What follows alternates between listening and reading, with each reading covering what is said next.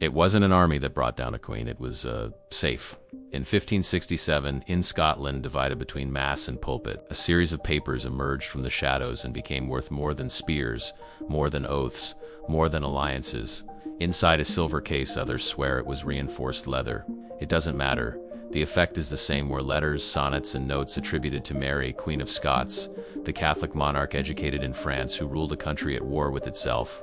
The papers had one recipient, James Hepburn, 4th Earl of Bothwell, her favorite and eventually husband. The content seemed tailor-made for a court of conscience. Declarations of affection, routine confidences, and, hinted at between the lines, a script of conveniences following the death of the Queen's second husband, Henry Stewart, Lord Darnley, who was blown up at Kirko Field in the winter of 1567. The story, however, does not begin with love. It begins with the possession of the papers. The one who brought them to light was Mary's half-brother, James Stewart, Earl of Moray, newly appointed regent after the sovereign's forced abdication. Around him were names of office and power. William Maitland of Lethington, secretary and craftsman of texts that sounded inevitable. James Douglas, 4th Earl of Morton, a long-armed gentleman. And the humanist George Buchanan, a scholar capable of transforming a sheaf of papers into a moral verdict for consumption by princes and the public. Across the sea, Queen Elizabeth I watched, and with her the meticulous gaze of William Cecil, the future Lord Burleigh, who didn't need a perfect scandal, he needed a perfect impasse. The vault opens. An inventory would be made of a number of letters, some sonnets, notes in French. What the seal doesn't protect is marked with a pen, possible dates, allusions to meetings, annotations that only make sense when read as a sequence. The table that gathers is not only Scottish. Soon the papers will cross the border for a controlled exhibition in York and then in Westminster before English commissioners. This is where our narrative enters, not to arbitrate centuries later whether every stroke came from the Queen's hand, but to follow the path of these papers, who touched them, who translated them, who cleaned the language, who initialed the amendments, who decided what was shown and what was kept for an opportune moment. Because the letters from the vault originate in French Mary's intimate language, the natural music of a French education, but the scandal needs English to become useful.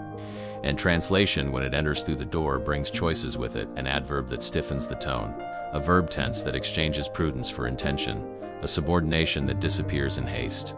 What is said to the senses can devour what was said word for word. George Buchanan knows, like few others, how to give form to this. His de textuo libel that presents the Queen as a moral accomplice to a crime is not an expert opinion. It is a learned staging of the case, with the exact cadence to circulate in offices and corridors where reputations are decided without formal notice. Before Buchanan, however, comes the political ceremony of the exhibition. In York, 1568, Moray appears with the package. On Mary's side, John Lesley, Bishop of Ross, diplomat, lawyer, and insistent voice of the right to reply. Lesley asks for originals, line by line, the entire chain of custody, where it came from, who kept it, when it was opened, who initialed it upon opening. She receives summaries, copies, translations, promises that the rest will come in Westminster. The scene is not a courtroom, it's documentary theater. Enough is shown to inflame, enough is withheld to maintain suspense. And suspension here is not a neutral gesture. It's producing a state of affairs in which the Queen doesn't return, and no one needs to officially say why. It's tempting to imagine that the truth resides at the center of the text, but in this story it breathes at the edges. Stamps, whole, cracked, reglued, back. Are there transit notes, forwardings, mentions of who read and who returned it? Handwriting. Does the handwriting attributed to Mary coincide with that of indisputable letters? And when it doesn't coincide, does the report prefer sufficient similarity to proven similarity? Translation. Was the transition from French to English literal, or was there a summarization of the meaning? Inventory. Is the list of pieces stable, or does it gain and lose pages as the stage changes? At each of these points, politics leans heavily on the paper. The backdrop outlines the risk. In Scotland, the Protestant party wants stability under its regency. The figure of Mary, a Catholic with patrons on the continent, is a lightning bolt in a powder keg. In England, Elizabeth I needs to avoid two abysses, absolving her cousin and freeing a problem beyond the wall, or formally condemning her and setting a dangerous precedent, the trial of a sovereign by a foreign court. The middle ground is a masterpiece of paper, keeping the case undecided while appearing decided. And nothing creates this state of affairs better than a dossier whose strength lies not only in what it says, but in how it was presented. Meanwhile, the educated elite begins to know. De textio circulates. Translated excerpts trickle into compilations and pamphlets. The public that already distrusted the Queen finds an elegant mirror for its convictions.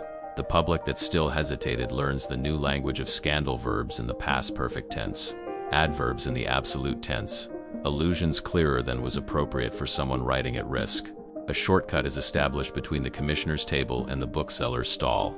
The forensic paper becomes political literature, and literature, when well done, changes more destinies than a decree. There are, of course, requests for expert analysis. Samples of Maria's handwriting and excerpts from the safe are compared. Some commissioners register agreement, others protect themselves with reservations. What is called similar doesn't pass the scrutiny a modern laboratory would require, but it fulfills expectations.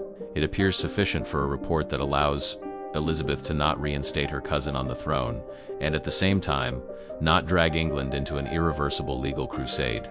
From the point of view of power, the beauty of the arrangement is that it doesn't decide, and by not deciding, it decides everything. Mary remains in custody, Moray governs, Bothwell remains a convenient ghost. And Europe reads in the margins, not in the body, the sentence they didn't dare write. You've already understood the pattern of our channel. When someone says the evidence is here, we turn the page. The first part of this episode is a slow turn. We saw the safe open, the hands move, the names they give a veneer of ritual to a script of convenience. Mary appears in the text less as a voice and more as an object, translated by someone who is not neutral to her, summarized by someone in a hurry. Bothwell, in turn, is the magnetizing force that draws the reader in. With him, any ordinary letter seems like a confession. Without him, every entry can be routine. Moray stages, Maitland drafts, Buchanan canonizes on paper, Elizabeth hovers, calculating. Lesley, Ross's bishop, insists on what would matter to any honest reader. Originals, collation, contradiction, it is not denied, it is postponed. And postponement here tastes like a door closing in time. The final scene of this part is simple. A table, a safe, a list. Beside it, a bundle of newly copied translations. A candle marks the progress of the day. The wax falls, fixing the image of the seal. A secretary notes that it was displayed and was put away again. The verb is in the past tense. The decision, in the future. Between the two, a margin wide enough to fit a crown. So when a safe opens, it is not the secret that decides, it is the path it takes. In October 1568 in York, three tables gazed at each other like distorted mirrors. On one side, the representatives of Elizabeth I focused on what mattered, keeping Scotland governable without turning England into a court of sovereigns. On the other, Moray's men, with the safe and the urgency to legitimize it. And on a third side, Mary's envoys, with Bishop John Lesley repeating the mantra that power hates to hear when it has already made a decision. Originals, collation, contradiction. The ritual begins with the counting. So many letters, so many sonnets, so many notes in French. The number of pieces is recorded. A probable order is indicated. It is understood that the trail to Loch Leven is solid. However, with each verb of certainty, a dubious preposition escapes. Came to us, were kept by, were exhibited, without specifying in the same sentence who opened it when it was opened, in front of whom. The first blow isn't to the text, it's to the language. It's read in French, understood in English. Translated, the commissioner requests. And the translator, a Scottish hand supervised by English eyes, converts intimacy into the language of utility. Here, mechanics are everything. A conditional, if possible, God willing, if they let us, can become a statement. A loving ellipsis that, in polite French, is a device of modesty becomes, in polished English, a direct of confession. An adverb of intensity that fits the exaggeration of a sentimental letter de Georgime enters as a legal absolute always, never. The average reader doesn't notice. The trained reader perceives the slight shift in weight. It's discreet because it's coherent. Nothing there seems absurd, only slightly more right than human speech usually is. As York heats up, the game of showing and not showing intensifies. Part is displayed, part is withheld. Lesley protests, cites the right to a defense, and requests an expert examination with samples of Mary's recognized handwriting. The pro-Moray Scots accept in principle, marking a new stage in Westminster. Before the trip, however, the case has already leaked through the right door. Corridors exchange summaries with terms that, rewritten by three hands, lose the translator's mark and gain the appearance of the source. It is the birth of the erudite rumor. It has names, it has dates, it has perfect verbs. What is missing is what is always missing when power prepares a verdict: hesitation. In November 1568, the scene shifts from column to column and capital to capital. Westminster displays the pomp that York did not dare. More advisors, more written protocols, more words defining tasks. The vault is re-exhibited. It is written that the contents were read, compared with sample letters. The word authentic is avoided, as if anticipating litigation. Conforming, similar, in accordance with are preferred. Terms that land without commitment, but they land nonetheless. George Buchanan's hand already holds the pen of another kind, not a binding, but a libel shaping the figure of Mary as a dissolute and imprudent queen, ensnared by Bothwell in a script that fatally leads to Kirkhofield. From a political standpoint, Buchanan's genius lies not in proving, it lies in stitching together, with elegant Latin, an imaginary guilt that powerful people want to believe. The literate public will receive this as a moral compass, royal advice, as a veneer of plausibility. What happened to the forensic examinations? They were carried out, but not as a scientific endeavor, as a mere formality. A letter considered to be autographed by Mary is compared with a section of the safe's contents. Two commissioners note very similar. A third registers reservations. There is talk of French-style paper, a similar ink stroke, handwriting that matches the Queen's habits, all in a tone that invites the "that's enough" attitude of those who only need not to acquit. The report, which does not come out in categorical terms, is, paradoxically, more useful. It leaves the suspension as a sentence and closes the door to insistent requests for a return to the throne. Between one reading and another, the chain of custody lengthens and unravels. Who kept the safe between York and Westminster? Did you open it for working copies? Were the openings initialed? Is there a spine with clear circulation? It was. Delivered to X, returned to Y in the presence of Z. The surviving record says less than it should. The silence here is not accidental. It's a strategy. Where the procedure is impeccable, politics loses ground. Where the procedure is beautiful, yet porous, politics breathes without witnesses. The other heavy hand is that of the press. Buchanan's Detexio, with its sum of transcripts, paraphrases, and moral readings, begins to circulate. It's not an appendix to the commission, it's a satellite, illuminating the pieces and the colors that suit it. Pamphlets in English do what all pamphlets do. They simplify, perhaps becomes it is, according to the translation, becomes said, and to the meaning isn't even mentioned, because to the meaning doesn't sell books. In the kingdom's mental map, the Queen ceases to be a person with the right to a defense and becomes a ready-made case with the right to examples. In the midst of this transit, Moray fulfills his role as a regent who needs solid ground. He presents the letters not as pleas for English judgment, but as proof that he did what had to be done: remove an unworthy sovereign and guarantee the stability of the kingdom. It is the perfect discourse for Elizabeth's prudence, neither to absolve nor to formally condemn, just not to return. The English monarch maneuvers with the mastery of one who knows that tragedies from others explode in her own homes. If England judges a queen, it opens a door for her own queen to be judged one day. If it does not judge but retains based on the shadow of guilt that the papers project, it maintains both worlds, security and doctrine. The attentive reader wants numbers, and numbers exist, but they don't save us. One counts 8 letters, some sonnets, loose notes. In later versions, the arithmetic changes. Some speak of 7. The inventory is a child that grows according to the occasion. This does not prove automatic forgery, but it demands methodical distrust. Our channel's rule applies here, where the list answers, look at the foot that marks the beat. It usually wears the boot of power. The most honest moment of the process is a timid word in the minutes, summarized.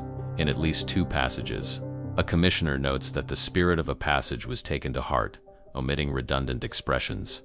Redundancy, for those who wish to convince, is the name given to the noise factor hesitations, subordinations, attenuations that loving speech knows, and the accusatory document detests. What the reader of the future receives is pure prose without stumbling, and pure prose usually springs from good literature or from multiple hands.